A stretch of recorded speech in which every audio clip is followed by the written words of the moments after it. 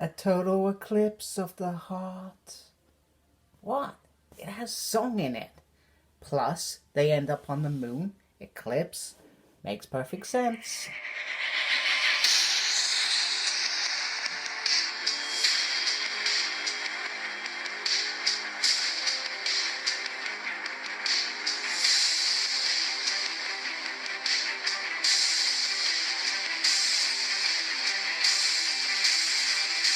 Hello and welcome to a Smurd P video, and today we are looking at X-Men X-cutioner song hardcover. Now, a few years back my collection was probably very different and I had a lot of paperbacks, mainly this one, and I probably wasn't so bothered about having this one. It's quite a nice volume, so I kept it and I thought I don't need a hardback. Few years on, my collection is completely different. I mainly focus on omnibuses and hardback editions, so hence the very I would say it wasn't actually that bad in terms of trying to get this volume for a decent price. I think I paid around 40 quid, which is not bad compared to I saw one going for like 125 quid, so it's quite interesting, and one that I probably wouldn't spend that much money on because it's just one event. So I didn't read this event till probably 2006, 2007. I used to always see it in a bookshop up in Shepherd's Bush when I used to work for the BBC. So I put it off, and then I finally got it. I enjoyed this volume. Now I know out in the wild there are probably people that were reading the comics back then, probably a bit more, older than me, gave it, I guess, a mixed bunch of thoughts, etc. Like they felt like it wasn't consistent throughout the whole event, I guess is the words I'm looking for. It collects mainly the series ongoing, so it's got Uncanny X-Men, it's got the X Factor, which at the time was started to be taken over by a Havoc. And it's got the X-Men, which was the second main X-Men book, and then you got X-Force, which was just starting to hit its stride as well. And basically all it's about is Strife, which is Cable, actually tried to assassinate the Professor Xavier and frame Cable for it. And there's the synthesis there. It's got a nice little side there, the usual side I would expect. Sorry, my I don't know what's going on with my camera today. It seems to be blurring a little bit. And then we've got a nice front cover, which I really do like. So you got the X-Men branching out, and Apocalypse, who comes into the book as well. Underneath the dust cover, we have this nice Scott Summers and Jean Grey scene. I can't remember if it's cover or whether it's just a part of the book where they're on the moon. Obviously, they think they're gonna die. And it's got X on the back, so very, very nice. And then we've got some of the writers: Peter David, Scott Lobdell, and Fabian. They are some of the 90s writers, and they gave us some real quality X Factor, X-Men stories. We got all the artists, colorists, etc. And then we got a picture of Cable there. And then we got an introduction. Very nice. There we go. And the introduction goes back to 94 and it's done by Fabian. It's got a little previous page. It's very nice.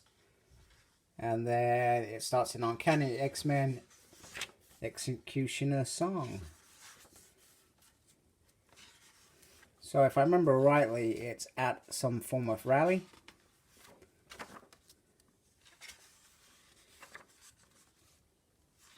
And it results, if I get to turn the page, it's not turning very well at all. And here is a moment that he's shot, and it's obviously Strife. We didn't know Strife back then. And one of my scenes that I do enjoy is this one of Colossus, and then you've got Archangel. So pretty much it's all frame Cable at this point. And then Professor Xavier is in a bad way. And if I remember rightly, X-Factor are dispatched to bring in X-Force because they are known associates with Cable. And I can't remember where Cable was at this point. He must have been somewhere else.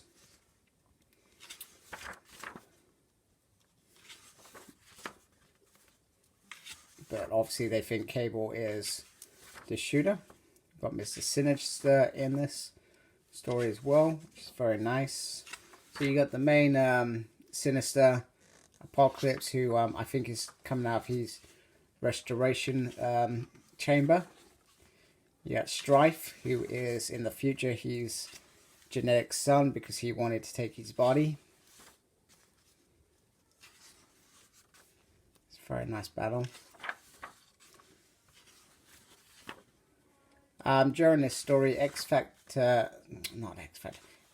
get kind of put away into some kind of danger room prison. You can see there's Cannonball. And if I remember rightly, the thing that irritated me about that was they seemed to be a little bit moany. Maybe that was it. But, you know, they were starting to come into adulthood. The whole battle with Apocalypse. And I know, if I remember rightly, the Dark Riders try to... No, the Dark Riders work for... Or do they work for Strife? One of the two. I'm pretty sure the Dark Riders and Strife tried to take out Apocalypse on the moon. I could be talking crap here. It's been a while since I read it, as you can tell. I don't always remember it. But I know Strife tries to assassinate Apocalypse because he's probably at his weakest point. And got some nice little fireworks going on there.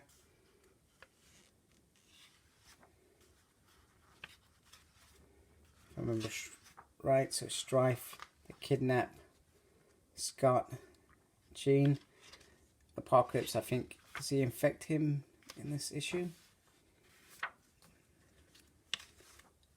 The techno-organic virus, is that seen on the front cover?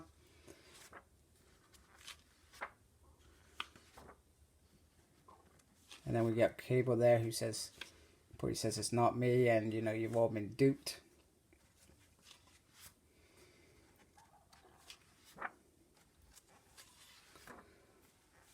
So you can see why people, I guess, think that it's a bit scattered, because there's a lot going on, I think, in this story. Rather than it just being one thing, there's lots of different directions that could be taking you in, which I think is cool. So Cable, I guess, ends up on the moon, taking on Strife. And if I remember right, I think they believe that they defeat Strife for him only to release the legacy virus, which is this scene here. So some nice little battles, and then obviously they auto-destruct thing. And then we get the epilogue, and Professor Xavier is back alive. And is he walking at that point? He must be walking. Been so many times that he's walked, or maybe he was just struggling. And then we've got the files off Xavier at the back, which is quite nice for the main characters, I guess, from this story. The Strife files, they used to do this a lot, so they did it with Age of Apocalypse, the Apocalypse file. And then we got some of the cards came out.